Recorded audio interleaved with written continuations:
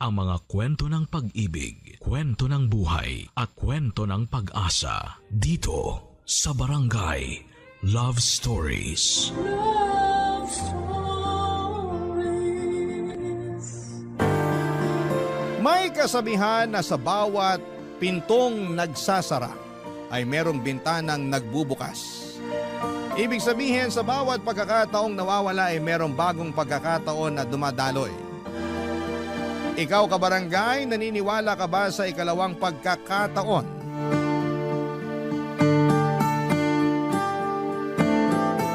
Dear Papa Dudut, nagkaroon na ba kayo ng dream boy?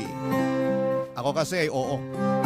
At syempre kung mangangarap na lang din ako ay bakit hindi ko pa lubos-lubusin? Kung tatanungin ninyo ako kung ano ba ang tipo ko sa isang lalaki ay sasabihin ko na mabait, makadiyos, maalalahanin, sweet at may respeto sa akin. Karamihan naman sa mga babae ay ganon ang hanap lalo na kung pangmatagal ang relasyon ng gusto nila. At lahat ng yon ay nakita ko naman sa kababata at kaibigan kong si Juancho. Bago ko po ipagpatuloy ang pagbabahagi ng kwento ko ay hayaan niyo munang batiin ko kayo ng isang mapagpalang araw.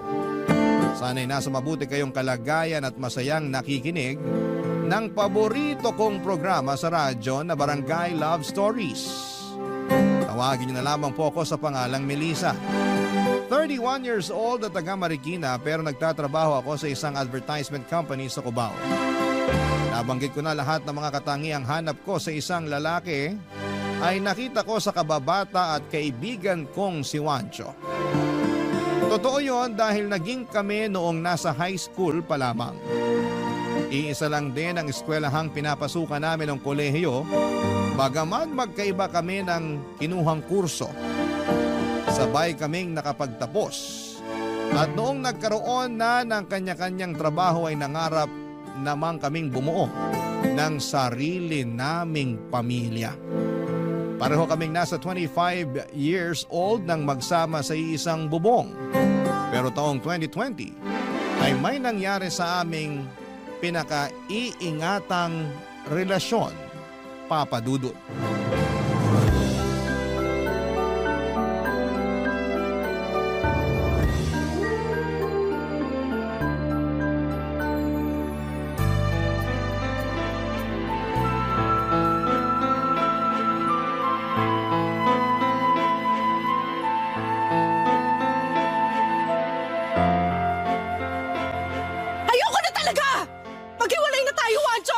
Melissa naman! Huwag mong gawin sa akin to! Ayoko mag-iwalay tayo! Anong ayaw mo nagloko ka nga, di ba? Paskong-pasko pa naman! Tapos bungad mo sa akin yung ultrasound na babaeng nabuntis mo? Sorry! May magagawa pa ba yung sorry mo? Ilang buwan mo na pala ako nilaloko! Kaya nga sorry! As if may magagawa pa yung sorry mo? Hindi lang talaga kaya ng konsensya ko na magpatuloy pa sa panloloko namin, kaya umamin na ako sa'yo. Ha! So ano gusto mo mangyari? Matuwa ako kasi umamin ka na may ebidensya pa ng bata na nabuo nyo ng malanding babaeng yon. Ayos ka rin talaga eh. Melissa, kahit anak ko yung batang ipinagbubuntis niya, wala naman akong planong makisama sa kanya eh. Magsusustento ako pero ako pa rin ang pipiliin mo, ganon? Oo! Paano ka nakakasiguro na papayag pa ako sa gusto mo mangyari? Melissa, please. Nagsisisi na ako sa nagawa ko. Inaamin ko, naging gago ako. Okay? Nagpadalos-dalos ako kaya ako natukso. Yun ang totoo. Tsaka maniwala ka o sa hindi, mahal na mahal kita, Melissa. Sinungaling ka! Kung talaga mahal mo ako, sa una pa lang hindi mo ako maiisip saktan. Kapal naman ang mukha mong pilugin ang ulo ko. Hindi ako tanga ah! Matagal na tayo, marami na tayong nalagpasan. Sa loob ng mahabang panahon ng pagsasama natin, ngayon lang ako nagloko. Tao lang ako, nagkakamali rin. Hayaan mo na lang ba na matapos ng ganito yung relasyon natin? Kapal din talaga ng pagmumukha mo ibalik sa akin ng sisi kung bakit gusto ko nang tapusin tong pesting relasyon natin, no? Ang akin lang, intindihin mo naman sana. Anong iintindihin ko? Naiintindihan ko lahat. Sa bibig mo na nanggaling, nagluko ka. Sinira mo yung tiwala ko sa'yo, Juancho. Wala akong pakialam kung ngayon mo lang ginawa dahil ang punto rito, sana hindi mo ginawa. Alam mo, Hindi ko alam kung saan mo pinupulit yung mga katwiran mo. Bulok na nga, masyado pang baluktot. Bahala ka na nga dyan! Paalis na ako! Please naman, Melissa. Please. Sandali lang. Melissa! Huwag mo akong hawakan! Nanditiri ako sa'yo! Pasensya ka na. Hindi ko naman sinasadya eh. Sorry. Wala na sabing magagawa yung sorry mo eh. Tiwala ko na yung sinira mo nung magloko ka. Hindi mo na yung maibabalik pa kasi sirang-sira ka na sa akin! Pero alam ko na mahal mo pa rin ako. Ramdam ko yun. Oo! Mahal pa nga kita pero ang sakit-sakit na! Akala mo yata ganun lang kadaling iproseso lahat ng mga pinagtapat mo sa akin? Kung sa'yo madali, sa akin sobrang hirap! Ang sakit-sakit, Wanjo! Yung mga tao sa labas masayang nagdiriwang ng Pasko, tapos ako ganito! Nasasaktan kasi niloko mo! Nasasaktan din naman ako eh. Hindi lang ikaw. Saan banda ka nasasaktan? Sige nga! Sa pakikipaghiwalay mo. Wala pa yan sa kalingkingan ng sakit na nararamdaman ko. Kaya wag na wag mong ikukumpara yung pesim pakiramdam mo. Ni hindi ka nga nakukonsensya nung nagloko ka. Ni hindi mo ko naisip na nagpapakasarap ka sa piling ng babae mo. Tapos sasabihin mo sa akin na nasasaktan ka dahil gusto ko na makipaghiwalay sa'yo. Lakas talaga ng amats mo eh. Hoy, Wancho! Alam mo na nung una pa lang ayoko na sa mga manloloko. Pero ginawa mo pa rin. Kaya ano bang aasahan mo sa akin? Manatili sa relasyong to at magpakamartir? Hindi ko gagawin yon. Sino ka ba? Please naman, Melissa. Huwag mong tapusin ang ganito yung relasyon natin. Huwag mo akong iwan. Please lang din. Huwag mo na akong pigilan. Hindi ko alam ang gagawin ko kapag nawala ka sa akin. Please, Melissa, please. Kaya mo kang gumawa ng kalokohan mag-isa eh. Alam ko makakaya mo rin na mawala ako sa buhay mo. Sana, bago ka gumawa ng kasalanan, naisip mo muna yung pwedeng mangyari sa oras na malaman ko. Ngayon, kung totoong nagsisisi ka, panagutan mo yung anak mo. Magpakatatay ka sa kanya kagaya ng sinabi mo. Pero ayoko na makisawsaw pa sa buhay nyo. Simula sa araw na to, tapos na tayo. Hiwalay na tayo!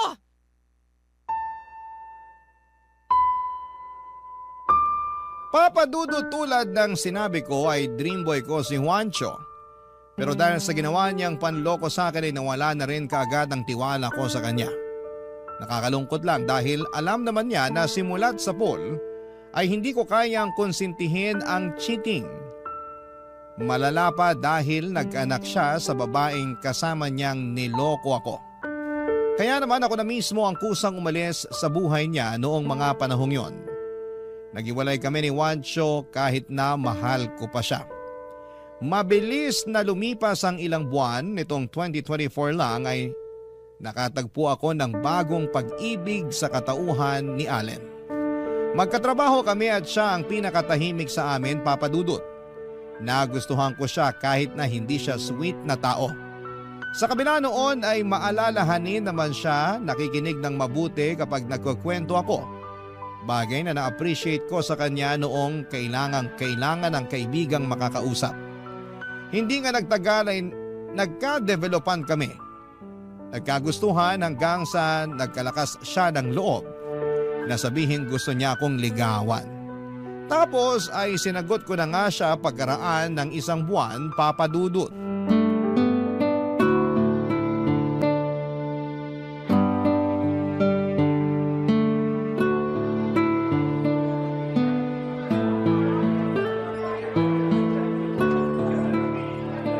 Wow! Ang ganda naman sa cafe na to.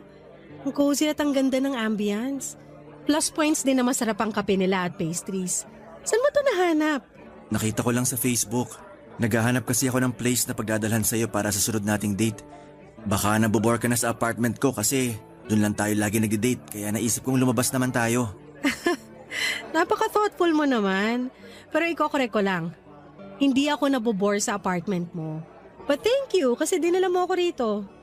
Ngayon lang ako nakapunta rito in fairness. Ako rin. Hindi kasi ako mahilig lumabas at tumambay sa mga cafe. Alam ko naman na bahay-trabaho ka lang eh. Ganon na nga. Pero curious lang. Ano yun? Hindi ka ba nabobore? Sa apartment ko? Oo, tsaka sa hindi mo paglabas. Hindi. Baliktad kasi ako. Mas madali ako mabore sa labas kaya mas gusto ko nasa apartment. Wow! May mga tao pala talagang katulad mo. Oo naman, nag-i-exist kami. Huhulaan ko, nung hindi pa tayo, iniisip mo na weird ako, no? Actually, oo. Pero don't get me wrong ha. Okay lang naman. Sanay na ako na pag-iisipan o nasasabihang weird. Pero wala namang mali sa pagiging weird. Hindi ka naman gumagawa ng masama. Wala kang inaapakang tao. Hindi lang talaga pare-pareho level ng social battery ng isang tao. Siguro nga nung una, nagtataka lang ako kung bakit pag niyayaya ka naming lumabas uwing-uwi ka lagi. Parang wala pa nga akong matandaan na may gimmick o inuman sa department natin na sinamahan mo. Oo, di talaga ako mahilig gumimik at uminom ng alak. May masama rin kasi akong karanasan sa pag-inom. Talaga? Pwede ko bang malaman kung ano yon? Pwede naman. College ako noon, nasa 3rd year yata. Niyaya ko ng pinsan ko na uminom kasama mga barkada niya. Birthday celebration daw kasi nung isa nilang kaibigan. Sabi magsama pa raw ng iba para marami at masaya. Ayaw ko talaga pero nahiya naman akong tumanggi dahil close rin kami nung pinsan kong yun. Magkaedad lang kami at para nang magkapatid. Kaya ayun, napasubo ako. Sumama ako sa inuman at nalasing. Tapos nabugbog dahil nagkapikunan sila. Damay ako. Wala akong nagawa. Di ako nakalaban dahil hilong-hilo na ako nun. Pagising ko, nasa ospital na ako. Habang iyak ng iyak ang mama ko. Akala niya kasi mamamatay na ako nung araw na yon. Huy, grabe naman yung nangyari sa'yo. Kaya simula nun, ayoko na uminom ng alak. Mabilis akong malasing eh. Mahina sistema ko dyan. Kaya pala. Tama lang na iwasan mo lalo may hindi pala magandang nangyari sa'yo noon. Pero ano palang nangyari sa pinsan mo at mga kaibigan niyang gumulpi sa'yo? Pinabarangay ng mama ko yung mga bumugbog sa akin. Tapos yung pinsan ko na nagsama sa akin malaki ang pagsisisi. Sa huli nagkabati rin naman kami. Dahil di ko naman ugali magtanim ng galit sa isang tao. Sabi ko napatawad ko na siya. Bait mo naman. Masaya ako na kahit paano okay na kayo. Oo, pero di na ako ulit sumama sa mga yaya niya kahit hindi inuman. Ewan, nawalan na ako ng tiwala sa kanya. Kung ako ang nasa posisyon mo, mawawalan din ako ng tiwala sa pinsan mong yun. Isang beses pa nga lang ako niloko ni Juancho, umayaw na ako. Paano pa kaya kung naipahamak ako, di ba? Kaya nga, pero may parte sa akin na nagsisisi kasi tiniis ko siya ng matagal na panahon. Ha? Anong ibig mong sabihin? Namatay na kasi siya nung pandemic. Tinamaan ng COVID-19. Hindi ko pa alam na may sakit siya nun at binalita na lang sa akin ng tita ko yung nangyari sa kanya. Bago raw siya mawala, paulit-ulit niyang sinasabi na ihingi raw siya ng tawad sa akin. Huli ko na rin nakita yung chat niya na humihingi ng sorry dahil sa nangyari nung mga bata pa kami. Grabe naman yun. Naiiyak ako. Huwag kang umiyak. Nakaraan na yon. Sa ngayon, unti-unti ko nang natatanggap na wala na siya. At napatawad ko na rin naman ang sarili ko. Mabuti naman kung ganun. Pero wag na natin yung pag-usapan. Date natin to eh. Sabagay. Ay, babe, malapit na pala birthday ko. Nakapag-isip ka na ba kung pupunta ka sa bahay para samahan ako mag-celebrate? Tungkol sa bagay na yan, may iba kasi akong plano kaya di ako makakapunta sa inyo. Ganun ba? Sayang. Gusto ka pa namang makasama ni na mama at papa. Alam mo namang hanggang ngayon nahihiya pa rin ako sa kanila, di ba? Tsaka di ko alam kung paano pakikisamahan mga kapatid mong lalaki. Nakwento mo na mahilig sila sa mobile games pero ayoko nun eh. Pasensya na talaga, babe.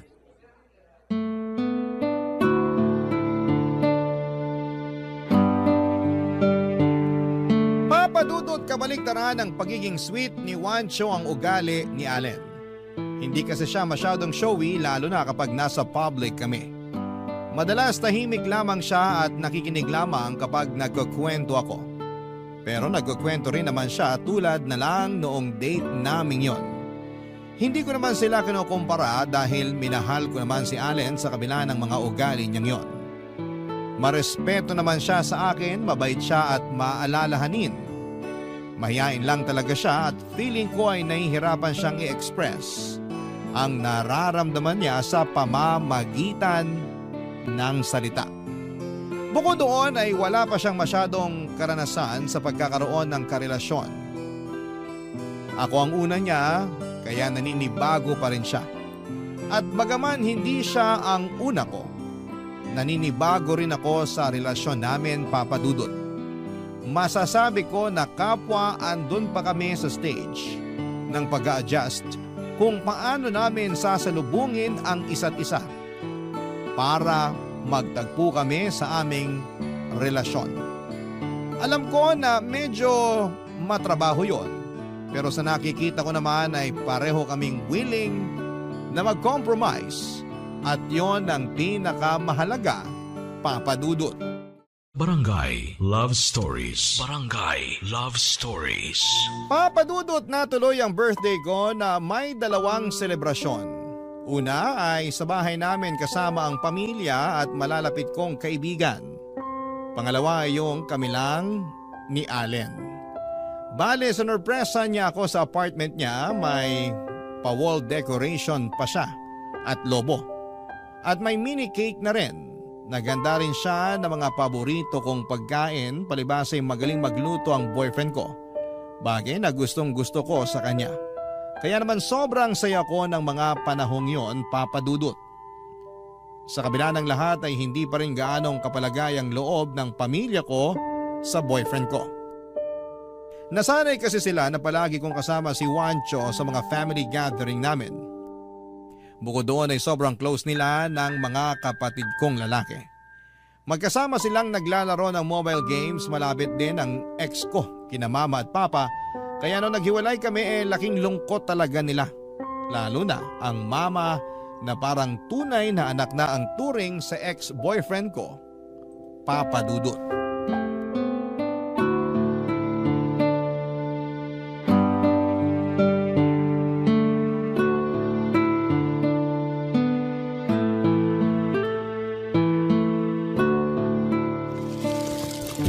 Wow, ang dami niyo namang pinamili, Ma. Marami ba yan? Kakaunti nga lang yan eh. Sa mahal ba naman ng mga bilihin ngayon? Yan na lang ang mabibili mo sa 5,000. Para sa akin marami pa rin yan.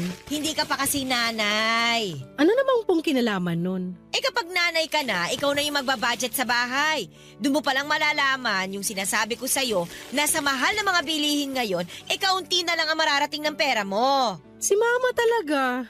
Palagi niyo sa akin hindi nagbabudget. Siyempre, ramdam ko naman po yung sinasabi niyo na pagtaas ng mga bilihin dahil gumagastos din ako.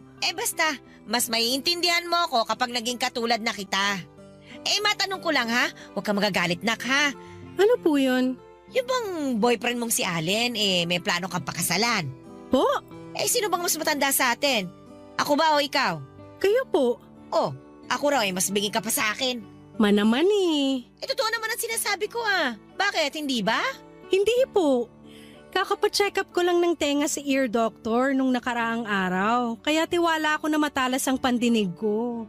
Tsaka nagulat lang naman ako sa sinabi niyo kaya nagtanong ako. Anong nakakagulat doon? Nasa tamang edad na rin naman kayo para magpakasal. Oo nga po. Pero wala pa yun sa plano namin. Ay naku, huhulaan ko. Dahil bago pa lang kayo ni Allen. Kasama na po yun. Pero wala pa talaga sa usapan namin yung kasal. Sige. Concern lang naman ako eh. Kasi kung walang plano yung boyfriend mo na pakasalan ka, baka nagsasayang ka lang ng panahon para sa kanya. Manaman, sobra kayo sa boyfriend ko. Hindi ako sobra. Ayoko lang kasi na magsisi ka sa huli. Ano naman po yung pagsisisihan ko? Sige nga. Na sana nagpakasal ka na at nagpabuntis habang bata pa yung matres mo. Baka nakakalimutan mo, 31 ka na. Sa susunod na taon, lagpas ka na sa kalendaryo, Melissa. Aba, kukunat yan. Sobra naman po kayo sa kukunat. Totoo naman yun eh. Yung anak nga ng kumari ko, 35 na nagpakasal. Ayun, hanggang ngayon, nananalangin pa rin na sana magbuntis na siya. Hindi naman po kasi basta-basta ang pagpapakasal. Tsaka malay natin kung meron pala siyang mabigat na dahilan kung bakit noon lang siya nagpakasal. Ang mabuti nating gawin, manahimik na lang kung wala tayong magandang sasabihin. Grabe ka naman sa mama mo. Nagsasabi lang naman ako ng totoo. Hindi nyo na po kailangang sabihin kahit totoo kung makakapanakit kayo ng ibang tao. Alam ko hindi rin naman nila ginusto yung sitwasyon nila. Mabuti pa ipagdasal na lang natin na magkaroon na sila ng anak. Pati ba naman yan ako pa kailangan magdasal? Pwede bang ikaw na lang? Marami na akong pinagdarasal eh. Ibang klase talaga kayo, Ma. Nasabi ko lang naman yun kasi gusto ka namin na magkaanak ng papa mo. Siyempre, hindi na kami bumabata. Wala ka ba talagang balak na ipakita sa amin yung magiging apo namin sa'yo? Meron na naman po kayong apo sa akin. Yung pusa ko. Ay, nako, kahit kailan talaga napaka-pinoso po mong bata ka. Hindi na po ako bata. Kayo may sabi niyan kanina, di ba? Concern lang naman nga ako sa'yo. Bakit po ba bigla kayo naging concerned sa akin? Kasi kanina nakita ko si Wancho doon sa grocery eh. Si Wancho po? Oo, yung dati mong boyfriend. Okay. Ano pong nangyari? Wala naman. Nagkumustahan lang naman kami. Natuwa ako kasi hindi pa rin nagbabago yung pakikitungo niya sa akin. Siya pa rin yung mabait, palabate, at magalang na Wancho na kilala ko. Tapos mas natuwa ako dahil kasama niya yung anak niya. Talaga po? Oo, ang cute na bata. Yung kinakasama niya, kasama rin ba niya? Yun nga, kinuwentuhan ako na matagal na raw silang hiwalay. Yung babae raw yung nagloko eh. Sumama pa naman sa iba tapos iniwan sa kanya yung anak nila. Grabe, naawa nga ako kay Wancho kasi mukhang pagod na pagod sa pagiging tatay. Ayun, naisip ko, sayang kayo. Kung kayo sana nagkatuluyan, edi may anak na rin kayong ang cute na cute. Ma-excuse lang tumatawag si Allen. Ha? Sinasabi pa nga ako, nagkukwentuhan pa tayo oh. Hello, babe? Hi babe, busy ka ba? Hindi naman, bakit? Labas tayo, sunduin kita. Talaga? Saan tayo pupunta? Secret, basta, surprise. Ikaw nawiwili ka na sa pag-surprise sa akin. Oo naman, tsaka sigurado ako magugustuhan mo yung pupuntahan natin. Nakita ko lang yun online, magaganda reviews. Excited ka na ba? Oo naman. Teka, magbibihis lang ako. Papadudot, naiintindihan ko naman si Mama kung nahihirapan pa rin siyang mag-move on sa paghihiwalay namin ni Juancho. Tulad nga ng sinabi ko ay close sila. Parang anak na ang turing sa kanya ng mga magulang ko. Pero alam naman nila na nasaktan talaga ako ng husto sa ginawa sa akin ng ex-boyfriend ko. At some point ay nagalit din sila ni Papa kay Juancho. Pero siguro ganon lang din sila kadaling magpatawad at lumimot. Ako kasi hindi papadudot lalo na ako yung ginawa ng mali. Kung tatanungin ninyo kung napatawad ko na ba si Juancho ay oo naman ang sagot ko. Nagalit ako sa kanya ng husto pero mas nanaig pa rin yung pagpapatawad sa puso ko. Kasabay noon ay pinalaya ko na rin siya sa buhay ko. Bago ko nakilala si Allen ay subsob ako sa pagtatrabaho papadudot. Pero noong naranasan ko ulit magmahal at nahanap yon sa katauhan ng current boyfriend ko, mas naging masaya ko. Kaya naman alam ko sa sarili ko na wala na akong natitirang pag-ibig kay Juancho. Masaya na lang ako na naging mabuti siyang tatay sa anak niya gaya ng kinuwento ni Mama. At wala na akong pakialam sa status nila ng kinakasama niya. Sa kabila ng lahat ay masyado talagang mapang-asar ang kapalaran. Isang linggo pagkatapos ng kwentuhan namin yon ni Mama ay gano'n na lamang ang gulat ko nang makita si Juancho sa bahay kasama ang anak niya, Papa Dudut.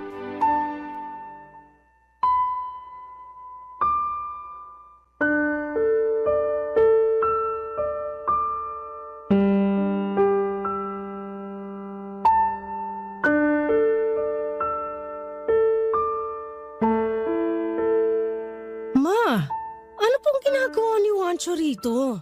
Inimbitahan ko. Chinat ko. Pumayag naman siya. Sabi ko isama niya yung anak niya. Dito na sila kumain ng hapunan. Bakit niyo po ginawa yun? Bakit naman hindi? Birthday ko naman ngayon. Alam ko po pero hindi niyo naman sinabi sa akin na papupuntahin niyo siya. Kung sinabi ko sa'yo baka umalis ka. Alam ko ayaw mo siya makita kasi hanggang ngayon hindi ka pa rin nakaka-move on sa nangyari sa inyo noon.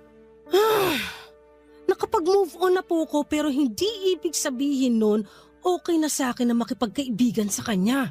Hindi naman ikaw ang pinunta rito ni Juancho. Ako naman, kaya huwag ka na masyado maraming sinasabi dyan. Excuse po tita. Oh, ikaw pala, Juancho. Bakit? Kanina ko pa po kayo hinahanap, nandito pala kayo. Kausap niyo si Melissa. O bakit? May kailangan ka ba sa akin? Meron po. ibibigay ko po sana tong regalo ko sa inyo. Nakalimutan ko ibigay kanina eh. Medyo nahiya po kasi akong iabot. Naku, nag-abala ka pa talaga ha? Eh syempre tita, hindi ko po pwedeng palagpasin na bigyan kayo ng regalo ngayong birthday nyo. Pagpasensya nyo na po kung hindi maganda yung pagkakabalot ko. Alam nyo naman na wala talaga akong talent sa pagbalot ng regalo eh. Ay, naku wala yun. Sisirain ko naman eh. Sa bagay. Oh, paano? Doon ko na sa sala bubuksan ito ha? Ay, sige po. Samahan ko na po kayo, ma. Anong samahan? Hindi, maiwan ka dyan. Mag-usap kayo ni Wancho. Po? Sige na, doon na ako sa sala. Pansin ko parang ang weird ng nanay ko. Bakit naman weird? Parang hindi ka na nasanay kay tita. Hindi kaya ganun kadaling masanay kahit nasabihin mong nanay ko siya. Sa bagay. So, kumusta ka naman? Ayos lang. Good to know. Laki na ng anak mo ah. Tama nga si mama nung kinuwento niya, sobrang cute ng baby mo. At kamukhang kamukha mo pa. Siyempre, malakas dugo ko eh. Wow, yabang natin, mga 20. Eh ikaw, kumusta ka naman? Okay na okay ako. Busy sa trabaho as usual. May boyfriend ka na ba? Oo, meron na. Buti naman kung ganun. Ako kasi, balik sa pagiging single. Kaso may anak na kaya single dad. Okay. Hindi mo ba itatanong kung ano nangyari sa amin ng nanay ng anak ko? Nabanggit lang ni mama na hiwalay na kayo kasi nagloko yung babae. Totoo yun. Nagloko nga siya. Wala pang isang buwan yung baby namin nung malaman ko na matagal na pala niya ako niloloko. Kaya pala tinangka niya rin noon na makunan siya kasi ayaw pala niyang ipagpatuloy yung pagbubuntis niya. Buti na lang naging safe pa rin yung anak namin at naipanganak ng maayos. Grabe naman yung sinadyang makunan. Napakawalang kwenta naman niyang ina kung ganun. Ay, may mga ganong tao talaga. Hayaan na natin siya. Takot na takot ako noon para sa anak namin nung malaman ko na sinadya niyang tangkain na makunan siya. Galit na galit ako noon sa nanay ng anak ko. Ang katwiran niya kaya ayaw niyang ipagpatuloy yung pagbubuntis niya. Nagbago na raw yung isip niya. Dahil gusto niya raw sumama dun sa lalaking nakilala niya na taga-ibang bansa. Kaya nung ipanganak niya ang anak namin, nako, ura-uradang umalis. Ang hirap naman nun. Oo, ang hirap sobra. First time dad, walang kaalam-alam kung paano mag-alaga ng bata, buti na lang tinulungan ako ng ate ko. Inaral ko rin naman kung paano mag-alaga kaya kahit paano nagamay ko. Pero sobrang hirap na pagsabayin yung trabaho tsaka pagiging tatay. Wala akong masabi. Nalulungkot ako kasi naranasan mo yan. Pero hanga ako sa'yo dahil kinaya mo at kinakaya pa rin hanggang ngayon. Tama ka. Wala akong hindi kakayanin para sa anak ko. Mabuti naman kung ganun. Eh kayo, nung boyfriend mo, may plano na ba kayo magpakasal? Alam mo, ikaw na yung pangalawang tao na nagtanong sa akin yan. Una sa listahan si mama. Ah, ganun ba? Pasensya ka na kung naitanong ko. Sana hindi mo maisip na nakikialam ako. Hindi naman. At para sagutin yung tanong mo, wala pa. Tsaka ini-enjoy muna namin yung estado ng relasyon namin. Hindi kami nagmamadali.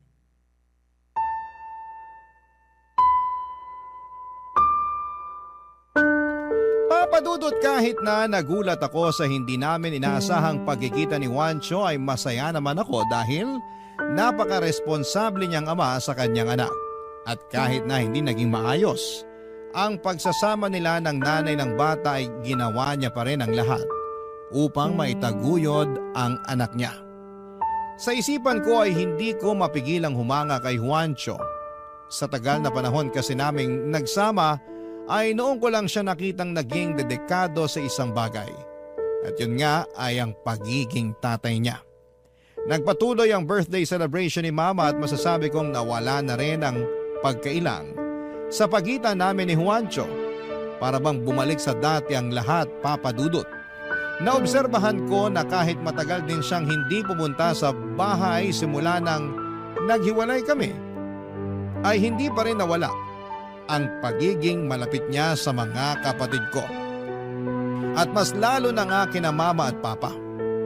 Pakiramdam ko ay mas naging close pa sila noong gabing yon, pero ang pinaka hindi ko talaga makakalimutan ay ang walang tigil na pangaasar at pambubugaw sa akin ni Mama para sa ex kong si Juancho, Papa Dudut. Barangay Love Stories. Barangay Love Stories. Pero syempre, Papa Dudut, alam ko pa rin ang limitasyon ko. Hindi na kami ni Juancho at may boyfriend na ako at kahit na may pinagsamahan kami ay hindi naman magandang makihalubilo ako sa kanya na parang tulad pa rin ng dati. Kaya kahit panay tukso at pasaring ni Mama sa amin ay hindi ko na po sinasakyan. Doon ako nagpaalam sa kanila na matutulog na pero ang totoo ay makikipagtawagan ako kay Allen sa cellphone. Kinuwento ko kay Allen na pinapunta ni Mama si Juancho sa bahay namin pero nilinaw ko sa kanya na wala na akong nararamdaman sa ex ko dahil siya ang mahal ko. Kahit na hindi ko nakita ang reaksyon ng mukha ni Allen, alam kong nagulat siya base sa tono ng boses niya. At nasaktan ako dahil ayokong isipin niya na posible pa kaming magkabalikan ni Juancho. Sa huli naniwala at nagtiwala sa akin ang boyfriend ko. At nagpatuloy ang pag-uusap namin sa cellphone hanggang sa makatulog ako. Kinabukasan, inis na inis sa akin si Mama dahil hindi ko raw binubuksan ang pinto ng kwarto ko. Nang tinanong ko kung bakit ay syempre raw magpapaalam sa akin si Juancho at ang anak nito dahil uuwi na sila.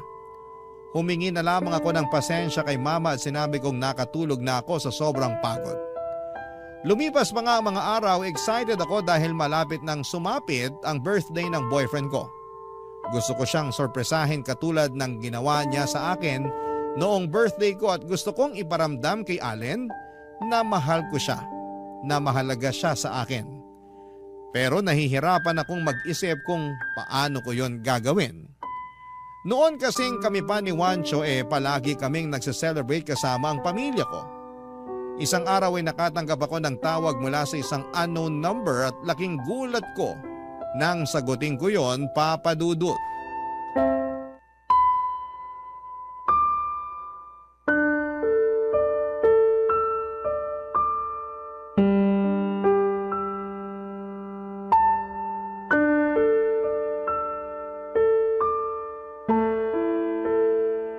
Melissa, please. Teka lang, huwag mo muna ibaba. Mag-usap muna tayo.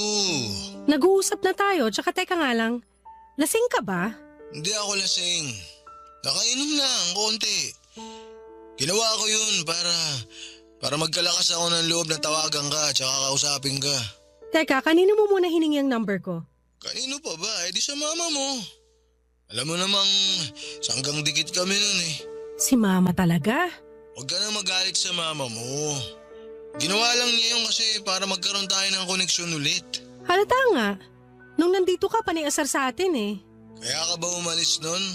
Tapos nagkulong ka sa kwarto kasi naiinis ka sa pang-aasar niya sa atin? Medyo.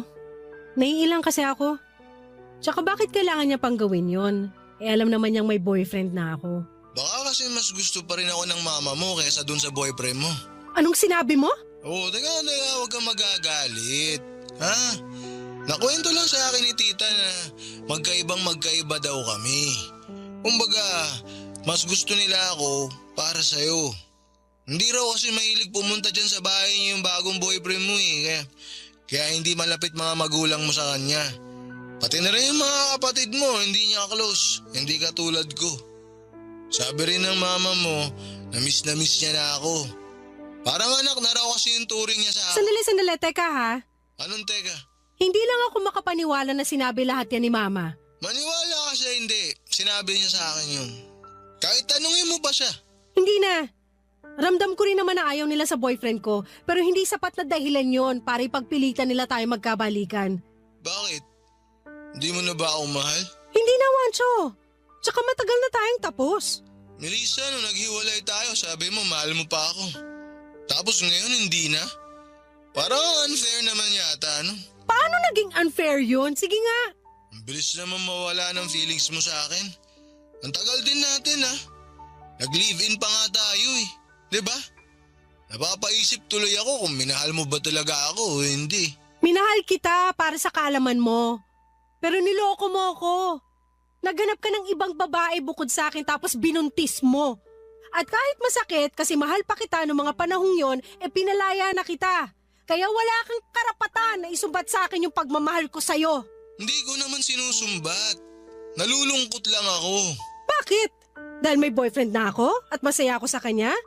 Tapos ikaw, niloko at iniwan ng babaeng kasama mong gumawa ng kalokohan sa akin, no? Tama ba? Ay, Melissa naman. Huwag mo naman ipamukha sa akin na kinarma na ako sa kasalanan ko sa'yo noon. At bakit hindi ko ipamumukha sa'yo ang kapal ng apag mong sabihin na mas gusto ka pa rin ng pamilya ko kaysa sa boyfriend ko? Kinumpara mo pa sarili mo sa kanya kaya lalo ako nagbuisit sa'yo. Uy, kumalma ka lang. Pwede? Huwag mo ako sigawan. Ang sakit sa tenga eh. Hindi kita sinisigawan. Masyado kang ano dyan. Tsaka hindi ka ba nakakahalata na umiiwas ako sa'yo? Hindi dahil hindi pa ako nakaka-move on sa atin. Ayoko lang magkaroon pa ng koneksyon sa'yo. Si mama lang naman yun ang aasar sa atin pero hindi naman ako nagpadala. Umiwas ako. Sana ganun din ginawa mo. Ano ko gagawin yun eh? Mahal pa rin kita. Ano? Oh, huwag mo sabihin na bingi ka na. Ang sabi ko, mahal pa rin kita. Hindi naman ako tumigil na mahalin ka eh. Hindi raw tumigil na mahalin pero nagawa mo nga ako lokohin. Ang alam ko, pag mahal mo ang isang tao, hindi mo siya sasaktan. Hanggang ngayon ba hindi mo pa rin ako napapatawad? Napatawad na kita. Pero sa mga sinasabi mo ngayon, parang gumagawa ka na naman ng bagong kasalanan sa akin. Makiramdam ka nga. Ayoko na sa'yo. Masaya na ako sa relasyon namin ng boyfriend ko. Mabuti pa wag na tayo mag-usap. Teka, Melissa, sandali lang. Sandali, huwag mo na ibaba. Bigyan mo naman ng respeto yung sarili mo. Huwag ka na magmakaawa kasi wala ka nang mapapala. Huwag mo na akong guluhin. Ang gawin mo, mag-focus ka dun sa anak mo. Papa Dudut, hindi ko lubos sa kalain na tatawagan ako ni Juancho ng nakainom. Hindi ko rin ine-expect ang mga bagay na sinabi niya sa akin. Sa totoo lang ay hindi na pagmamahal ang nararamdaman ko sa kanya ng mga panahong yon kundi awa na. Awa sa pagiging miserable niya na karma dahil sa ginawa niya sa akin. Alam ko namang sincero siya sa pagtatapat niya sa akin ng feelings pero hindi na talaga papadudot. Ayoko na dahil tapos na kami. Bukod doon ay may ibang lalaki na akong mahal na walang iba kundi si Allen. Alam ko na nasaktan ko si Juancho dahil sa mga sinabi ko. Pero naniniwala akong kailangan niyang marinig ang mga bagay na yon upang matauhan siya. Okay lang naman sa akin kung close pa rin siya sa pamilya ko. Ako lang naman ang ginawa niya ng masama, hindi ang mga kapatid ko at hindi rin ang mga magulang ko. Pero hanggang doon na lang ang lahat dahil natuto na ako. Sinaktan niya ako kaya ayoko na at kahit na masakit ang mga sinabi ko sa kanya. Alam kong nauunawaan ako ni Juancho.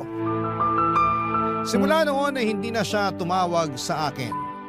Hindi na rin siya bumisita sa bahay namin, bagay na pinagtaka ni Mama Papa Dudut.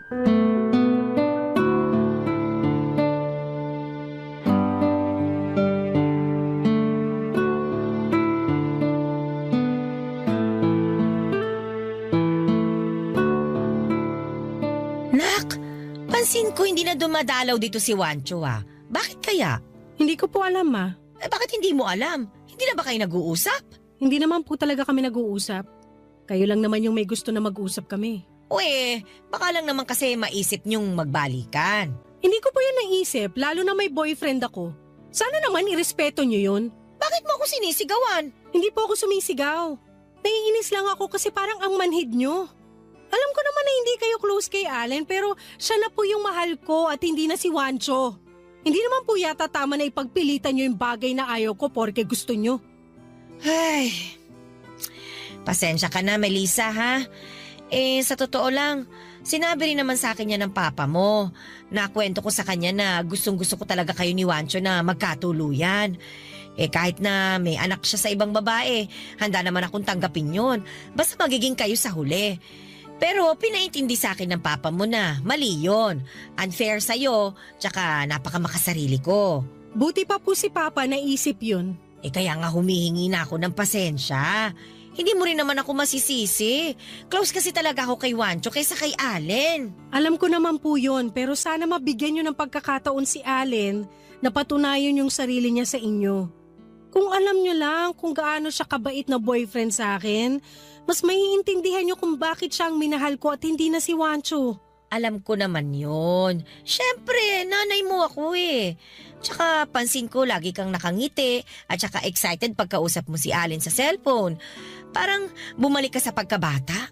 Tsaka sabi mo nga, siya yung nandyan nung kailangan mo ng kaibigang masasandalan. Siguro, nanibago lang talaga kami ng papa mo at ng mga kapatid mo. Pero sila natanggap na nila. Ako lang yung hindi pa rin nakakausad sa inyo ni Wancho mula nung nagkahiwalay kayo. Ang totoo, sinabi sa akin ni Wancho na mahal niya pa ako. Talaga? O anong sagot mo? Ang sinabi ko, wala na ako nararamdaman sa kanya. Na matagal na kaming tapos at dapat mag-focus na lang siya sa anak niya. O tama rin naman. Hayaan mo, hindi ko na ulit kayo tutuksuhin sa isa't isa. Salamat po, Ma. Na-appreciate ko po yan. Basta anak, huwag ka lang magagalit sa mama ha. Hindi naman po ako galit sa inyo. Inis lang, pero wala na yon. Salamat po ulit. Teka po, si Allen tumatawag, sagutin ko lang. Oy, sige, magluluto lang ako dun sa kusina para sa tanghalian natin. Sige po. Hello, babe? Hi, babe. Wait, greet muna kita ng happy birthday sa pinakagwapo kong boyfriend. Naku, nambola ka pa talaga ha? Hindi ko na yun bola. Oh, sige. Pero thank you sa greetings. So, punta ako dyan sa apartment mo? Hindi na, babe. Ako na lang pupunta dyan sa inyo ngayon. Ha? Sabi ko ako na lang pupunta dyan para makasama ko kayo ng family mo ngayong birthday ko. Napag-isip-isip ko na malungkot pala mag-isa. Lalo ngayon na nandyan ka na at ang pamilya mo na pwede ko namang makasama. Ano ba yan? Naiyak naman ako sa sinabi mo. Ha? Bakit naman? Basta, natutuwa lang ako sa'yo. Pero teka, sabihan ko sina mama at papa. Since wala nang oras magluto, magti-take out na lang ako ng pang-lunch natin. Ako nang bahala. Ang gagawin mo lang ay pumunta rito sa amin, okay? Sure ka? Pwede naman ako mag-ambag. Hindi na. Birthday mo, di ba? Ang mga may birthday hindi dapat pinag-aambag. Hintayin kita rito sa amin, ha? Sigurado ako matutuwa sina mama at papa. Pati mga kapatid ko kasi gusto ka rin daw nila makabanding. Kahit hindi na sa mobile games, magpapaturo raw sila sa'yo mag-chess. Nakwento ko na magaling ka ron eh. Di ba nag-champion ka noon sa school nung sumali ka sa contest? Hala, tagal na nun. Pero sige, tingnan ko kung di pa ako kinalawang sa chess. Hindi pa yan. Tiwala ako sa'yo. So paano? See you later? Yeah, see you later. I love you, babe. I love you more, babe! Happy birthday ulit! Papa Dudut, naging masaya at memorable ang simpleng birthday celebration ni Allen sa bahay kasama ang pamilya ko. Kumpara nung unang beses na pumunta siya sa amin ay mas naging kampante na siya noong araw na yon. Siyempre, dinaldal siya ng dinaldal ni Mama at ni Papa. At masaya ako dahil pansin kong nakakapagpalagayan nila ng loob ang boyfriend ko. Sa katunayan, nasabi sa akin ni Mama na mas gusto na niya si Allen kesa kay Juancho. Natawa na lamang ako sa sinabing yun ni Mama sabay iling. Malaki ang pasalamat ko kay Allen nang dumating siya sa buhay ko. Ayoko na silang ipagkumpara ni Juancho, lalo na tapos na rin naman ang aming kwento. Basta masaya ako sa piling ng kasalukuyan kong nobyo. Sa kabilang banda naman ay wala akong ibang hiling kundi ang tulungan pa rin si Juancho ng may kapal upang makaya niyang itaguyod ang kanyang anak. Hanggang dito na lamang po ang sulat ko, Papa Dudut. Maraming salamat sakaling mapili po ninyong basahin ang aking kwento sa inyong istasyon. God bless po sa Barangay Love Stories. At number 1 po kayo sa aming puso. And more power and God bless sa inyong lahat. Ang inyong forever kapuso at kabarangay, Melissa. Barangay Love Stories. Barangay Love Stories. Nakakaantig naman talaga ang ating kwento. Ikaw ba, kabarangay? Nakarelate ka ba sa story natin ngayon? Kwentuhan naman tayo dito sa comment section. Nagustuhan ng iyong napakinggan? Ituloy yan via live stream sa www.gmanetwork.com/radio.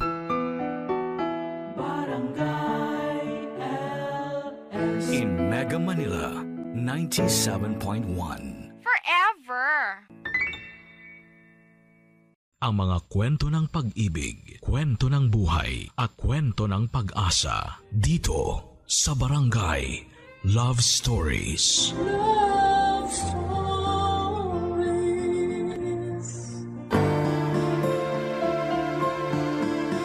Yaman ng mga magulang ang magkaroon ng mabuting anak.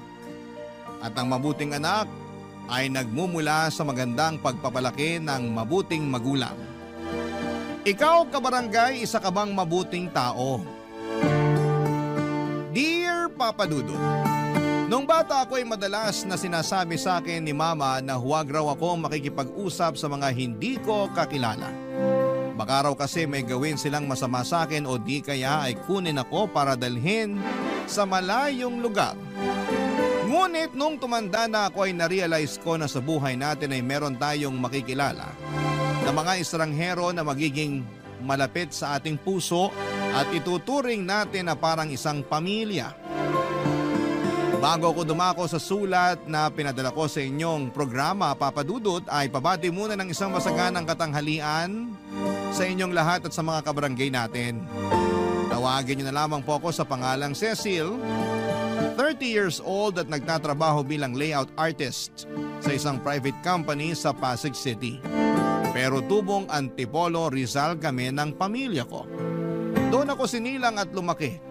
Solong anak lamang ako ng Mama Edna pero kasama namin sa bahay ang lolo at lola ko na mga magulang ng nanay ko.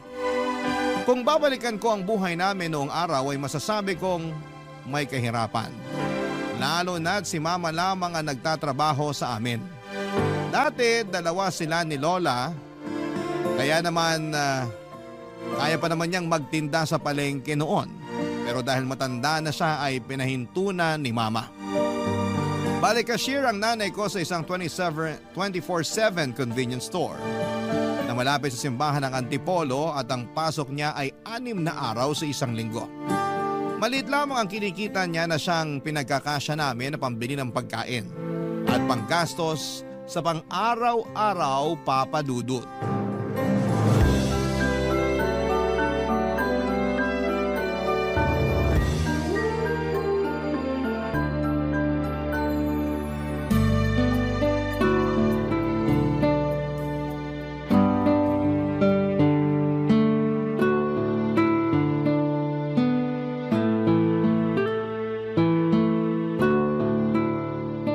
Itong 350 para sa tubig. Ito namang 700 sa kuryente. Itong 500 pambili ng bigas. Naku, parang kukulangin pa yata itong sinahod ko ah. Hi, Ma! Oh, nak, nandiyan ka na pala. Opo. Magmano ka muna. Mano po? Kaawaan ka ng Diyos.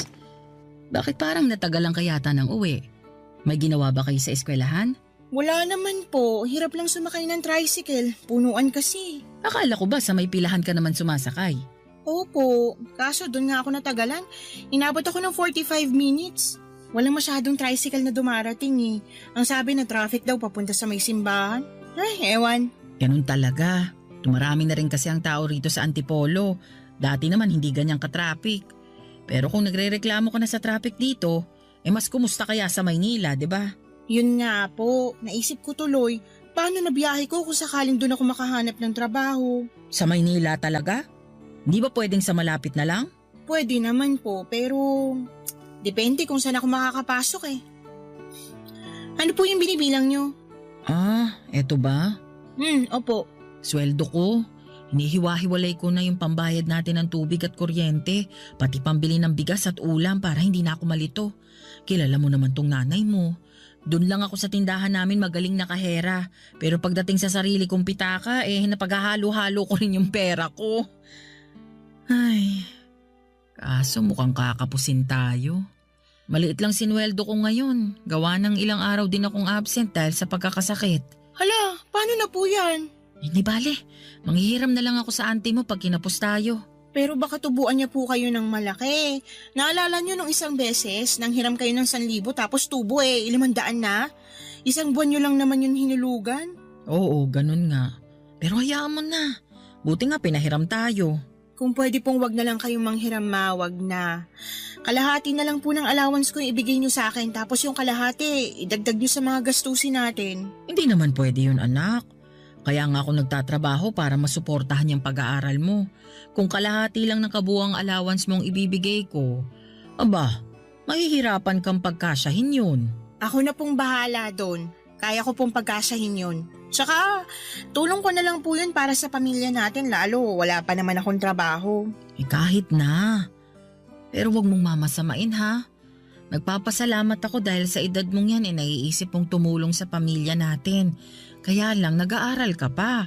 At yun ang dapat mong pagtuunan ng pansin. Hindi ko naman po pinababayaan ang pag-aaral ko. Alam ko, pero ayoko lang mahati ang atensyon mo sa ibang bagay. Lalo na sa kaiisip ng kung paano matutulungan ang pamilya natin. Kaya ko na to. Ako nang bahalang dumiskarte rito. Sige po, pero pangako ko sa inyo kapag nakapagtapos na ako ng pag-aaral, tutulungan ko kayo sa pagtataguyod ng pamilya natin. Hindi na po kayo mapapagod masyado dahil ako na yung magtatrabaho. Salamat kung ganon. Pero bilang nanay mo, responsibilidad kong itaguyod ang pamilya natin. Kung sakali na makakatulong ka na pagdating ng araw, salamat. Pero wag mo pa rin kalilimutan ang sarili mo. Dapat ma-enjoy mo rin yung perang pinaghihirapan mo. Paano ko po gagawin yun? Gumala ka kahit paminsan-minsan. Puntahan mo yung mga lugar na hindi mo pa napupuntahan. O di ba nung bata ka marami kang gustong puntahan? Pangarap mo ngang makapunta sa Baguio, saka sa Ilocos kasi gusto mong magpicture dun sa vegan. Gawin mo yun hanggat bata ka at malakas ka. Parang hindi ko naman po kayang gumala ng mag-isa. Gusto ko kasama ko kayo nila lolo at lola. Kung isasama mo kami, dyan lang tayo sa malapit makakarating. Alam mo naman ang lolo at lola mo, napakabagal maglakad. Tatamarin ka na lang umalis ng bahay. Sobra naman po kayo kina lolo at lola. Nagsasabi lang naman ako ng totoo. Sige po kayo, baka marinig kayo ni lola. Kahit mabagal na maglakad yun matalas pa rin pandinig nun. Mismo. Naalala ko nung kunento niya na narinig daw niya na nag-aaway yung mag-asawa nating kapitbahay. At alam mo ba kung anong pinag-aawayan? Oh? Ano po? Babae. Babaero raw yung asawang lalaki. Tapos nabuking nung misis. Kaya yun, inimpake nung misis lahat ng mga gamit saka pinalayas. Buti nga. At narinig po yun lahat ni Lola? Oo. Nagulat na lang daw kasi sila ng lolo mo nang may biglang nagsigawan. Abala siya nun sa pagaganchilyo. Kaya habang may kinukuting-ting ang kamay niya, nakikinig naman ang tenga niya. Ibang klase po pala ang talent ni Lola. Naku, chismosa talaga yung nanay ko. Buti nga hindi ako nahawa sa kanya. O basta anak ha, nagkakaintindihan na ba tayo? Saan nga po ulit yon? Napag-aaral mo munang atupagin mo. Diyan ka muna mag-focus. Yung pagtulong mo sa pamilya natin, saka na. Kaya ko pa naman. Mangako ka. Opo ma, pangako po.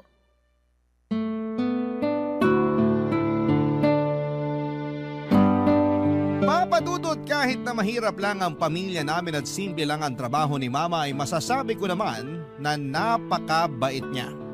Mana siya kina lolo at lola na bukod sa mapagpakumbaba ay down to earth din o yung bang makamasa. Kilala rin sila sa lugar namin bilang mga mabubuting tao.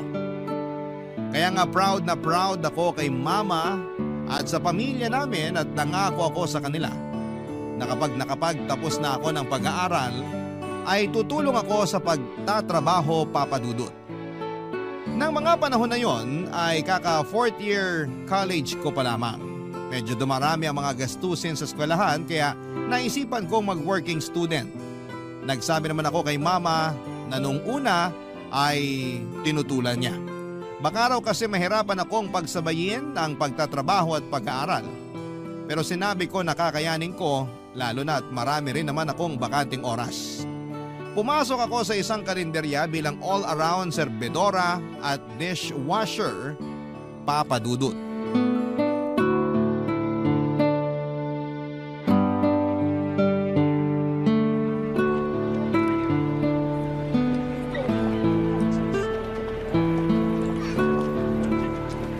Neng, pwede bang makiupo rito sa bangko nyo? pwede naman po. Wala naman pong gumagamit. Salamat. Ay, Gusto niyo po ba ng tubig? sige. Nauuhaw na rin ako eh. Kukuha lang po ako ng baso at pagsasalinan ko kayo ng tubig. Napakabait mo naman para alukin ako ng tubig. Ito na pong tubig niyo. Salamat.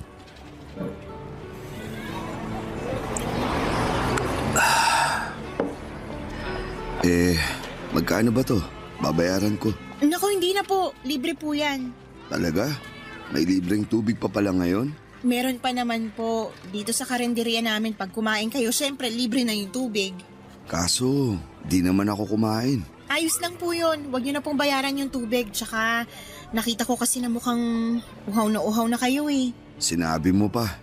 Kanina pa ako naglalako nitong mga paninda kong bimpo, panyo at panghugas ng pinggan dyan sa may palengke. Ay, talaga po? Pero, kumain na po ba kayo? Oo, kumain ako. May baon akong kanin sa ulam. Kinain ko dun sa may plaza sa tapat ng simbahan.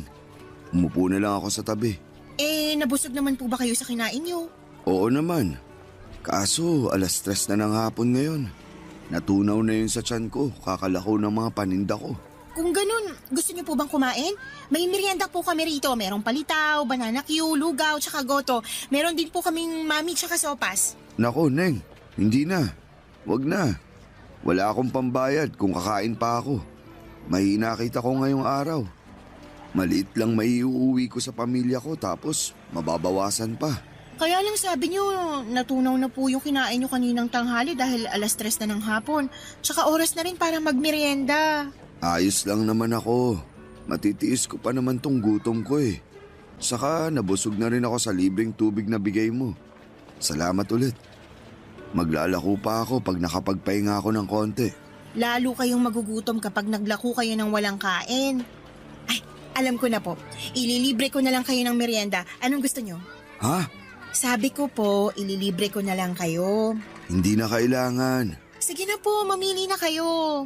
Alam niyo ba na masarap po magsopas ang tagaluto namin dito, magatas, maraming gulay tsaka masahog.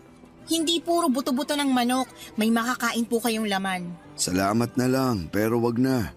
Nakakahiya naman sa'yo kung ililibre mo pa ako. Hindi po yun nakakahiya. At saka gusto ko rin naman po na ilibre kayo. Huwag na po kayong tumanggi ha. Mas masarap po magtrabaho ng busog. Sige na nga.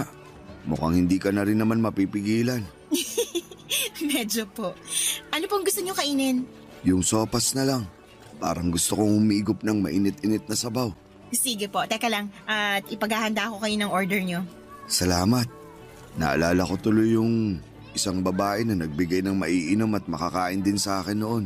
Talaga po? Oo, pareho kayong mabait. Salamat po. Kaunti lang talaga kumakain sa karinderya nyo pag ganitong oras, no? Pansin ko kasi wala masyadong tao. Nagkataon lang po siguro. Madalas punuan, lalo pag ganitong oras ng merienda. Ito na pong sopas nyo. Wow! Ang bango.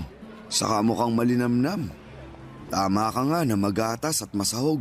Sabi po sa inyo eh. Pero mainit din po yan ha, kaya dahan-dahan. Salamat talaga ha. Kahit di mo ako kilala eh, pinainom at pinakain mo ko. Pagpalain ka ng Panginoong Diyos, Neng. Ano nga palang pangalan mo? Cecil po. Ako naman si Ray. Pwede mo akong tawaging Tatay Ray. Sige po, Tatay Ray. Parang kaedad mo na rin kasi yung panganay ko. Teka, tama ba? Ilang taon ka na ba? 20 years old na po ako. Tama nga ako. Magkasing edad nga kayo. Matanong ko na rin kung nag-aaral ka ba? Opo, kaka 4th year college ko pa lang. Pareho kayo ng panganay ko. Pero bakit ka nagtatrabaho rito sa karinderya? Sumasideline lang po ko dahil marami kaming bayarin sa school eh. Mama ko lang po yung may trabaho sa amin kaya medyo kapos sa mga gastusin sa bahay. Ang bait mo naman dahil nagkusa ka ng tumulong sa mama mo. Ayaw nga po niya kasi baka raw mahati yung atensyon ko.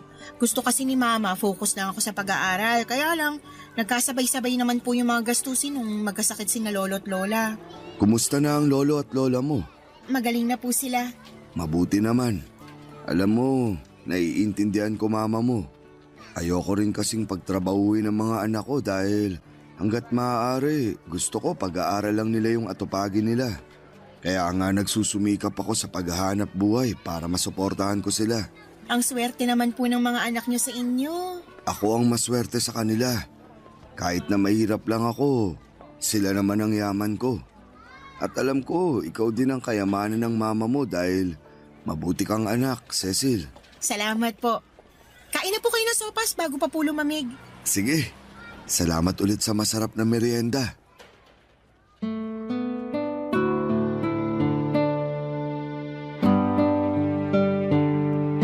Papadudot napakabait ni Tatay Ray. Bagaman bakas sa mukha niya ang pagod dahil sa ilang oras na paglalakad at paglalako ng mga paninda niya ay hindi naman nawala ang determinasyon sa mga mata niya. Kaya kahit ako na pagod na rin ng mga panahong yon, ay para bang nahawaan ng lakas at katatagan niya. Alam ko na maswerte ang mga anak ni Tatay dahil isa siyang masipag at responsableng ama. Nung umalis si Tatay Ray, Papadudot, ay hindi na mawala ang ngiti sa mga labi ko. Aminado ako na gumaan ang pakiramdam ko sa maiksi naming pag-uusap.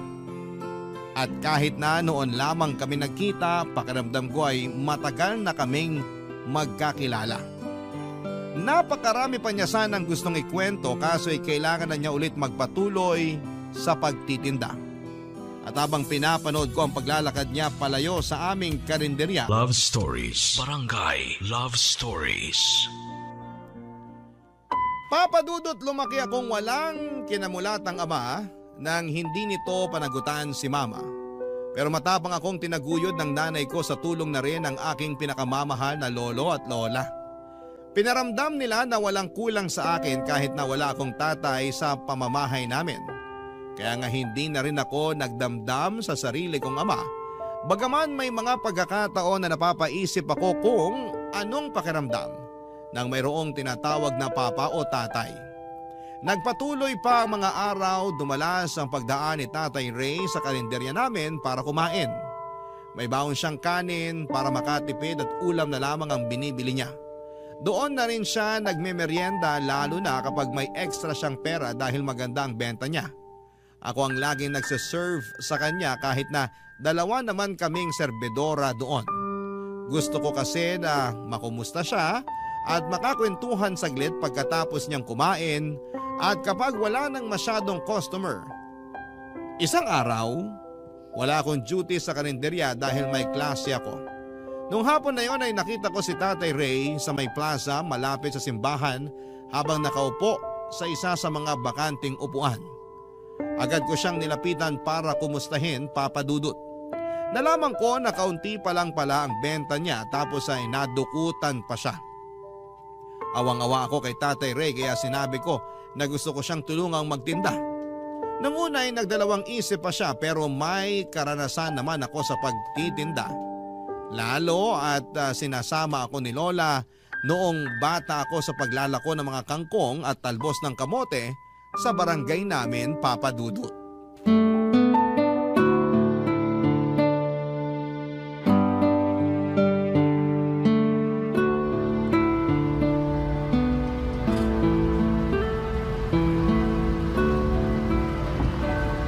Ang galing po natin, Tatay Ray! Naubos natin yung mga paninda niyong bimpo. Oo nga eh. May natira pa rito sa mga panghugas ng pinggan pero isasama ko na lang to bukas sa mga ilalako ko. Salamat sa tulong mo, Cecil ha. Kung hindi dahil sa'yo di ako makakabawi sa nawala sa akin. Wala pong anuman pero nakakapanghinayang pa rin yung pera na ninakaw sa inyo. Nangihinayang din ako. Kaso iniisip ko na lang na baka mas kailangan nyo nung kumuha kesa sa akin. Paano niyo po nasabi na mas kailangan niya? Ay, naisip ko lang na baka wala na siyang ibang maiisip na paraan kaya nagawa niyang magnakaw. Pero di ko sinasabi na tama at mabuti ang pagkuha ng bagay na hindi sayo. Masama pa rin yun. Sabi mo nga, nakakapanghinayang. Kaya lang, ngayon lang naman to nangyari sa akin. Sa tagal ko na rin nagtitinda rito, ngayon lang ako nanakawan. Ayoko namang pakaisipin pa yun hanggang pagtulog ko dahil magtitinda pa ako bukas. Pinagpapasa Diyos ko na lang yung kumuha na sana Gamitin niya sa mabuti at kapaki-pakinabang yung pera na pinaghirapan ko. Bilib din po talaga ako sa inyo, lalo na dyan sa mga sinabi nyo. Talaga? Anong nakakabilib sa sinabi ko? Pag iba po yung nagsabi, malamang magagalit sila. Baka nga isumpa pa nila yung nagnakaw sa kanila na may mangyaring masama o kaya malasin. Pero ibang klase kayo kasi di kayo humiling ng ganun sa taong ginawan kayo ng masama. Pinagpasa Diyos nyo pa nga. Naniniwala kasi ako na hindi likas sa ating mga tao ang pagiging masama. Meron lang talagang mga sitwasyon na bagaman di natin ginusto, nangyayari sa atin na siyang nagiging dahilan para makagawa tayo ng kasalanan. Kaya ako sinabing pinagpapasa Diyos ko na lang yung kumuha ng pera ko. Para hipuin na rin ang may kapalang kanyang puso para makapagbagong buhay. Lalo niyo po akong pinapahanga, Tatay Ray. Ikaw naman, hanga rin kaya ako sa'yo. Kasi tinulungan mo ako magtinda kahit na laking abala nun sa'yo. Hindi po yun abala. Masaya po ako na nakatulong ako. Kung napaparangalan lang ang mga magulang na mabuti ang pagpapalaki sa mga anak nila, tsak, isa na ron ang mama mo. Napakabuti mong bata. Salamat po. Mabuti rin naman po kayong magulang eh. Huwarang ama sa mga anak nyo kaya alam ko na proud sila sa inyo. Ginagawa ko lang ang tungkulin ko bilang tatay. Gusto kong iparamdam sa mga anak ko na wala akong hindi magagawa para mabigyan lang sila ng maayos na buhay. Ay, alam mo, kahit na mahirap lang ang buhay natin, kahit na marami tayong pinagdaraanan sa mundo ng mga bagay o sitwasyon na di natin kontrolado, mahalaga pa rin na huwag tayong mawawala ng pag-asa sa kinabukasan. Ang ibig po bang sabihin nun, palagi tayong umasa sa mabuti? Oo, kasi nagiging maayos din naman ang lahat sa uli. Nasasabi ko to dahil marami-rami na rin akong pinagdaanan na trahedya sa buhay, lalo na nung binata ako. Tapos, napagtanto ko na di naman pala talaga nawawala ang mga problema o pagsubok sa buhay ng tao. Pero di rin naman yun namamalagi. Ibig sabihin, pwede po akong umasa na magiging mabuti ang sitwasyon ng buhay namin pag nakapagtapos na ako ng pag-aaral at nakapagtrabaho? Oo naman. Ngayon lang naman yung mahirap kasi nga mama mo lang yung nagtatrabaho. Pero alam ko kapag natupad mo na yung pangarap mong makapagtapos at nakakapagtrabaho ka na, giginawa na rin ang pamumuhay nyo. Magiging magaan kasi katukatulong ka na ng mama mo sa pagtataguyod ng inyong pamilya. Opo, kaya lang naiinip na po ako.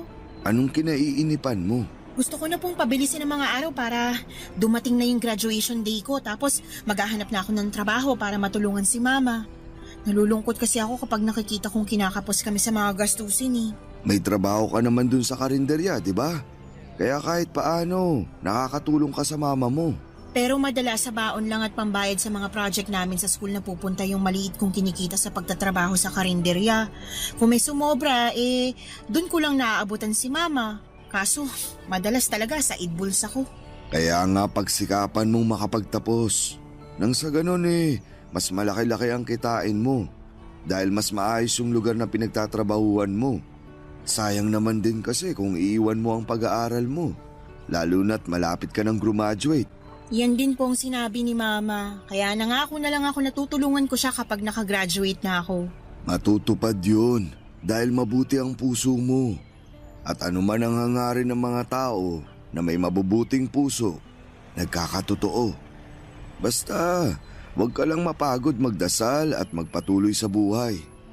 Yan yung lagi kong sinasabi sa mga anak ko. Na mahal ko sila kaya handa ako magsakripisyo. At alam ko na ganun din ang nararamdaman ng mama mo sa'yo. Nagsasakripisyo siya dahil mahal ka niya.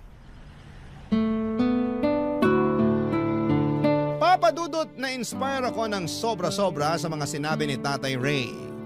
Napakarami niyang aral sa buhay na binahagi at hindi ipinagdamot sa akin ang gabing yon. Na-realize ko na napakarami ko pa talagang hindi alam sa mundo dahil sa edad ko. At mas lalo ko siyang hinangaan dahil sa pagkawais niya sa edad niyang yon. Dinagdag niya na hindi siya naging wais dahil marami na siyang nagawang tama. kundi naging wais na siya mula sa mga aral sa buhay na natutuhan niya sa lahat ng maling nagawa at pinagdaanan niya. Bukod doon ay mas nakilala ko rin siya at ang kanyang pamilya. Lalo akong nakumbinse na isa siyang mabuting padre de pamilya. Habang nagkwekwentuhan kami ni Tatay Ray ay bumili siya ng hamburger at palamig. Ako naman daw ang ililibre niya. Pagkatapos namin kumain ay hinatid niya ako sa sakayan ng tricycle at hinintay na makasakay ako para lamang masigurado na ligtas akong makakauwi sa amin. Bago kami tuluyang naghiwalay ng landas, muli siyang nagpasalamat sa tulong ko dahil daw nakarami kami ng benta. Sinabihan niya pa ako na hulog daw ako ng langit kaya ingatan ako sa pag-uwi ko. Yun din naman ang hiling ko, na ingatan din siya para makauwi ng ligtas sa bahay nila, Papa Dudut.